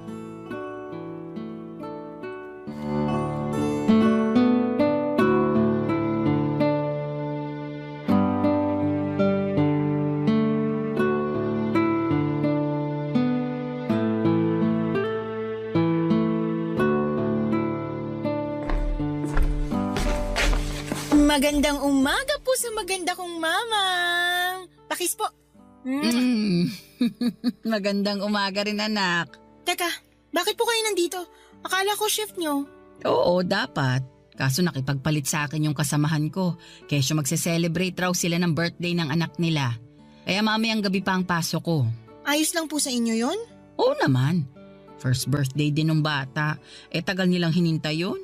Pinagpanata pa nila. O sige na, maupo ka na para maipaghain na kita. Sige po. Ano pong niluto nyo? Ayan, nagsangag ako ng kanin saka nagluto ng tosino. Wow! Paborito ko po yan. Kaso, nasan po ang itlog? Nandun pa sa manok ng kapitbahay, nililimliman pa. Joke lang. Ma, ang corny. Ikaw naman? Tumawa ka naman paminsan-minsan sa mga joke ko para hindi yung ako lang mag-isa.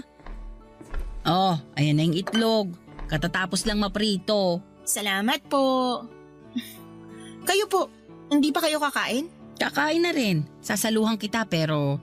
Teka, lagay ko lang tong syansi sa lababo. Ayan. Upo na po kayo. Andyan na. Sina lolo at lola po tulog pa? Anong tulog pa? Kanina pang alas 5 ng umaga gising yung dalawang yon. Alam mo namang hindi nila nakaugali ang magkanin sa agahan. Nagkakapit pandesal lang sila dyan sa tapat ng bahay. Sa bagay, palagi nga po pala nilang ginagawa yun. Oo, yung tumambay sa labas habang nagkakape. Tapos papasok dito sa atin na sinisipo na pareho. Ganun talaga ang mga matatanda. Mahina na ang resistensya, kaya pinagsusuot ko na sila ng damit na makapal. Pag pinagsabihan mo kasi, sila pa ang galit. Sasabihin naghihigpit daw sa kanila masyado, matatanda na rin naman daw sila. Umuoo na lang ako para walang away. O kain na anak. Kayo rin po. Kumusta ang school mo? Mabuti naman po. Maraming ginagawa. Nakakapagod pero masaya naman. Gusto ko rin naman po yung ginagawa namin . Passion mo yung kurso mo . Kaya nga sinuportahan kita nung kuhain mo yan. Salamat po. Walang anuman. Mukhang perfect ang pagkakaluto ko nitong itlog . Kaya nga po, galing nyo. Syempre. Ay ma, may kukwento po pala ako sa inyo. Ano yon? May nakilala po akong matanda. Ray po ang pangalan niya pero tawag ko sa kanya Tatay Ray. Nagtitinda siya ng mga bimpo, panyo, tsaka panghugas ng pinggan malapit sa may simbahan. Ray na nagtitinda ng bimpo. Parang kilala ko yung tinutukoy mo . Talaga po? Oo. Taga dun lang naman siya sa kalapit na barangay natin. Minsan ko na siyang nabilhan nung tinitinda niyang panghugas ng pinggan. Nakikita ko rin siyang tumatambay dun sa upuan sa labas ng tindahan namin. Mabait yun. Paano mo pala siya nakilala? Nagpahinga siya sa karinderya namin, tapos pinainom ko siya, tsaka pinakain ng sopas. Nakita ko kasi sa itsura niya, uhaw at gutom. Napakabait naman ang anak ko. Hindi naman po. Hindi raw. Pero pinainom mong nauuhaw, pinakain mong nagugutom. Kabaitan ang tawag doon. Mabuting bagay yun. Naaawa po kasi ako sa kanya. Pero mas nanaig po yung pagka-proud dahil alam ko na nagsisikap siya para maitaguyod yung mga anak niya. Masipag talaga yun. Ang alam ko, biyudo na yun tapos may 3 anak. Nakwento na ba niya sa'yo? Tama ba? Opo. Nasabi nga po niya sa akin na namatay na daw sa sakit yung misis niya at simula noon, siya na yung nagtaguyod sa mga anak niya. Oo, nagkakwentuhan din kami noon pero saglit lang naman. Saka parang 1 beses lang. Katulad mo, naawa rin ako sa kanya nung umupo siya sa bangko sa labas ng tindahan namin. Kaya inabutan ko ng maiinom at makakaing tinapay. Nagpumilit pa nga siya na bayaran pero sabi ko libre ko na yun. Pero nahihiya raw siya, kesyo hindi naman siya pulubi. May punto, kaya ayun, bumili na lang ako ng paninda niya. Kayo po pala yung sinabi niya na babaeng nagbigay ng maiinom at makakain sa kanya. Naikwento niya? Mukhang ako nga yun. Nakakatuwa naman na pareho po pala nating tinulungan yung iisang tao. Kaya nga. At dahil dyan, nadagdagan yung mga bagay na ikinapaproud ko bilang nanay mo. Bakit naman po? Kasi hindi ka lang mabuting anak. Matulungin ka rin sa mga nangangailangan. Kanino pa po ba ako magmamana di sa nanay kong mabuting role model sa akin? Ay, sinabi mo pa. Papadudot na miss ko ang bonding namin ni Mama dahil nagkataon din na sabay kaming naging busy sa mga trabaho. Dagdagan pa ng mga gawain ko sa eskwelahan. Hindi na tuloy kami nakakapagkwentuhan o nakakakain ng magkasama kaya ng araw na yon na pareho kaming bakante ay sinamantala ko ang pagkakataon na makasama siya at syempre pati na rin sina lolo at lola nung pumasok na sila galing sa labas. Pagkatapos namin kumain ng pananghalian ay nag-decide kami magsimba at matagal na rin kasi simula ng huling beses kaming lumabas ng magkasama. Habang nasa simbahan ay kita ko na taimtim na nagdarasal sina mama, lolo at lola ko. Doon ako pumikit at nanalangin sa Panginoon Diyos na sana'y gabayan niya ang aming pamilya. Ingatan niya ang mama ko at bigyan pa ng mahabang buhay ang lolo at lola ko. Tulungan din niya ako na matupad ang aking mga pangarap. Siyempre hindi ko kinalimutang banggitin si Tatay Ray at ang kanyang pamilya sa panalangin ko. Naniniwala ako na makapangyarihan ang dasal na mula sa ibang tao, Papa Dudut. Barangay Love Stories. Barangay Love Stories. Papa Dudut, mabilis na lumipas ang 1 taon at dumating na ang araw ng pagtatapos ko.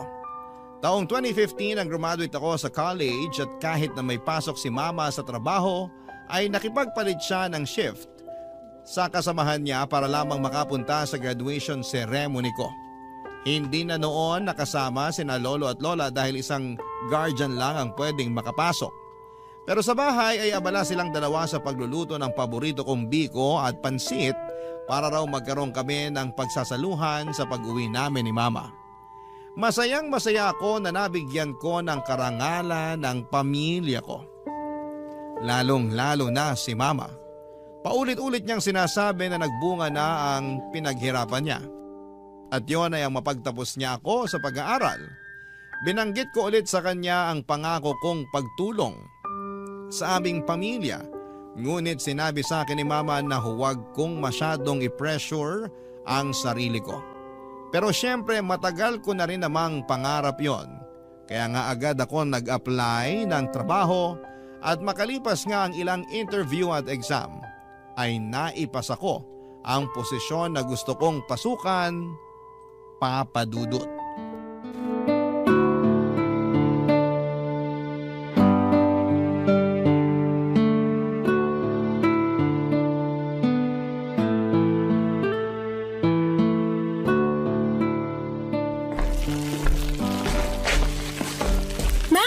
Nag-grocery po ako tsaka bumili na rin ako ng ulam natin. Tapos may ibibigay po ako sa inyo. Teka, kunin ko lang po sa wallet. Ano yan, anak? Eto po. Unang sweldo ko po. Bakit ang dami? Tsaka di naman po marami yan, sakto lang. Sige na po, kunin niyo na. Sige. Pero marami pa rin ito. Tapos nag-grocery ka na, saka bumili ka pa ng ulam. Baka naman kapusin ka na yan, ha? Hindi po ako kakapusin. Sigurado ka? Baka wala ka ng pamasahe o pangkain. Nako, ayusin mo lang talaga yan, Cecil. Maayos po ko, ma. Tsaka sabing hindi nga po ko kakapusin. May pera po ako natinira para sa sarili ko. Sinabi mo yan ha? May tiwala ako sa'yo. Oo nga po. O siya sige. Salamat dito sa mga pinamili mong pagkarami-rami. Wala pong anuman. Excited lang talaga akong mamili para dito sa bahay. Para hindi na natin po problemahin kapag may kailangan tayo. Kinumpleto ko na po mula sa toothpaste, sabong panlaba, tsaka panligo, shampoo, mga toyo, tsaka suka at iba pang ginagamit sa pagluluto. Ay, meron ding biskwit tsaka cupcakes na paborito ni Lola para pag nagutom siya kukuha na lang siya dyan. May kape rin na gusto nila ni Lolo. Naku, siguradong matutuwa ang lolo at lola mo. Napakabait mong apo Pangarap ko po to para sa pamilya natin Ngayon na may trabaho na ako, gusto ko lang to pa rin. Sa susunod na sweldo ko, plano kong ipagpagawa kayo ng salamin sa mata. Ha? Wag na, mahal yun. Kaya naman po ng sweldo ko. Tsaka, para maging malinaw na yung paningin nyo, diba? Naalala ko lagi yung sinasabi na malabo na talaga mga mata nyo. Naisip ko, ipa-check up na natin para magawa ng salamin. Oo, pero nakakahiya naman sa'yo. Bakit naman po? Hindi mo naman kasi kailangang gawin yun. Pera mo yun. Dapat ine-enjoy mo sa sarili mo. Hindi mo ginagastos masyado dito sa bahay o sa akin. Hindi naman po kayo ibang tao. Mama ko kayo, pamilya po tayo. Tsaka, kayo na may sabi. Pera ko yun at masaya ako na gumagastos para sa inyo at sa bahay natin. O siya, sige. Alam ko namang hindi ko na mababago ang isip mo. Ang sabi ko nga, may tiwala ako sa'yo. Na ikaw din hindi mawawalan sa katutulong sa amin. Para sa akin, yung kapakanan mo lang ang mahalaga, lalo't may trabaho pa naman ako. Kahit may trabaho kayo, hindi rin naman kayo madalas bumili ng mga kailangan nyo. Kaya ako na pong bahala doon. Ako na yung bibili para sa inyo. At kahit nasabihin yung hindi ko kayo responsibilidad, gusto ko pa rin kayong alagaan dahil inalagaan nyo rin po ako nung bata ako. Responsibilidad ko yun. Nanay mo ko Hindi ko lang kayo nanay. Kayo na rin po tumayong tatay sa akin Doble-doble yung role na ginagampanan nyo sa buhay ko, kaya malaking pasasalamat ko sa inyo, ma.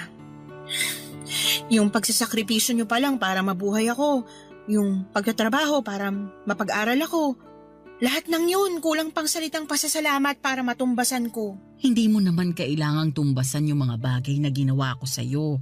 Sabi ko nga, nanay mo ko, anak kita, at ginagawa ng mga magulang ang lahat ng sakripisyo para sa mga anak nila dahil mahal nila sila.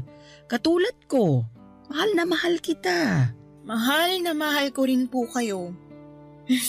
Naalala ko po na sinabi rin sa akin niya ni Tatay Ray. Ang ano? Na kaya nagsasakripisyo ang mga magulang dahil mahal nilang mga anak nila.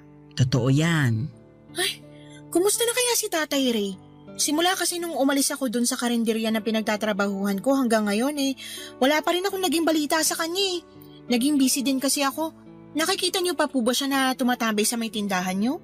Hindi na, pero nakita ko siya nitong linggo lang. Bumili siya sa amin tapos kinumusta ko siya. Buti wala masyadong customer kaya nakapagkwentuhan kami. Nalaman niya na ako pala ang nanay mo kaya tuwang-tuwa siya. Di na rin pala siya nagtitinda dahil nagkasakit daw siya. Kaya pinatigil na siya ng anak niya. Hala, magaling na po ba siya? Mukha naman siyang malakas. Kinukumusta ka nga niya Sabi ko, ayun, busy ka sa trabaho. Sabi niya mag-iingat ka raw lagi at proud na proud raw siya sa'yo. Sana po magkita ulit kami ni tatay. Diyan lang naman siya sa may kabilang barangay. Pwede mong sadyain kung gusto mo talaga siyang makita. Ang sabi niya, may tindahan na raw siya. Pinundar ng anak niya na sing edad mo nung nakagraduate at nakapagtrabaho na rin. Kaya sa bahay na lang daw siya nagtitinda. Hindi niya na kailangang mapagod kakalako ng mga paninda niya. Nakaka-proud din po sila.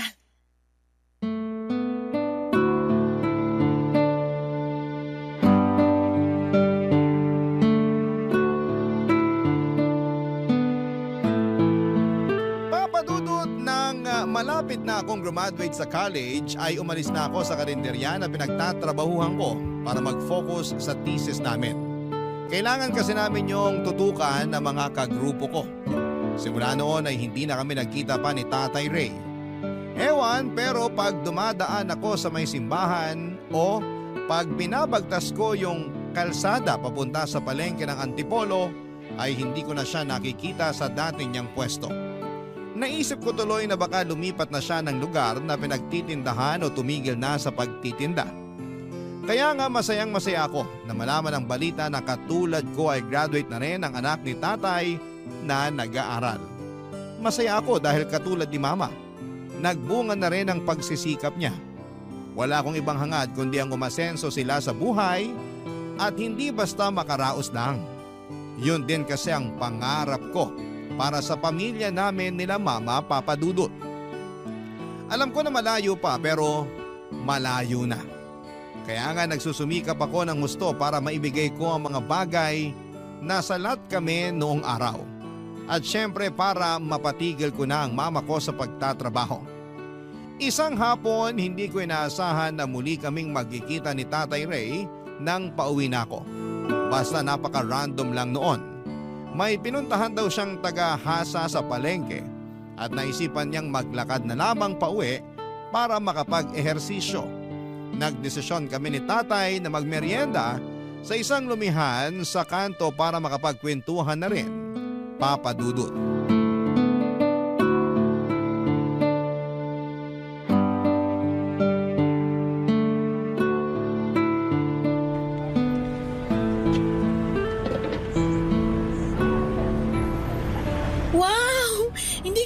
Masarap palang lumihan dito. Oo, lagi nga ako nagpapabili rito para ipang merienda. Bakit parang ngayon ko lang sila nakita? Kabubukas lang ba nila? Oo, ngayong taon lang pero patok na agad sa mga parokyano na naghahanap ng mura pero masarap na ipanlalaman tiyan. Sulit na sulit bayad mo rito. Marami pa silang binibentang ibang putahe. Nakita ko nga po sa menu. Ano-ano po bang natikman nyo rito bukod sa lomi? Yung goto nila, saka arroz caldo. Tapos yung mami. Meron din silang siopaw. May sariwang lumpia rin at panalo ang sausawan nila. Wow, marami na po pala. Mahilig kasi akong kumain. Pati na yung mga anak ko. Suki na nga kami rito eh. At kaya nananaba na rin ako. Bagay naman po sa inyo yung katawan nyo. Sabi rin ng mga anak ko yan. Siguro kasi masyado akong patpatin nung naglalako pa ako ng mga paninda ko. May kapayatan po pero hindi naman sobrang patpatin. Ikaw ba naman maglakad maghapon? Kaya iikot ka susuyod sa palengke at mga bahay-bahay para may benta. Kapag naaalala ko nga yung mga panahong yun namimiss ko rin yung paglalako. Oo nga pala, nagkita kami ng mama mo nung bumili ako sa tindahan nila. Ay opo, nakwento nga po ni mama kasi nabanggit ko na wala na akong balita sa inyo. Naging busy na rin po ako nung bago ako graduate hanggang sa nakapagtrabaho na ako. Kaya nga masayang-masaya ako na malaman na nasa mabuting kalagayan kayo. Masaya rin akong malaman na nakagraduate ka na at may trabaho na. Nag-alala kasi ako sa'yo nung di na kita nakita sa karinderya. Buti na lang mama mo pala yung kahera dun sa tindahan na tinatambayan ko. Nakwento rin ba niya na binigyan niya rin ako noon ng makakain at maiinom? Opo, sinabihan niyo pa nga raw siya na hindi naman kayo pulube. Oo, pero di ko naman intensyon na mapahiya siya. Okay lang po yun, gets na yun ni mama. Sabi niya may point naman daw kayo. Pero mukha raw kasi kayong pagod at gutom. Kaya binigyan niya kayo nun. Alam ko na nagkakawang gawa lang siya kaya tinanggap ko na rin. Saka tama naman siya. Pagod, gutom at uhaw ako ng araw na yun. Katirikan din kasi ng araw. Napakainit. Kahit na may sombrero naman ako kulang pa rin. Tumatagos din sa mahaba akong damit ang init. Kaya malaki ang pasasalamat ko sa mama mo na binigyan niya ako tapos pinagbilhan niya pa ako. Alam mo ba na siya ang buena mano ko nun? Ha? Hala, talaga po? Oo. Medyo inaalat pagtitinda ko nung umaga. Wala masyadong customer. Tapos pagod na rin ako. Kaya masaya ako na bumili siya sa akin.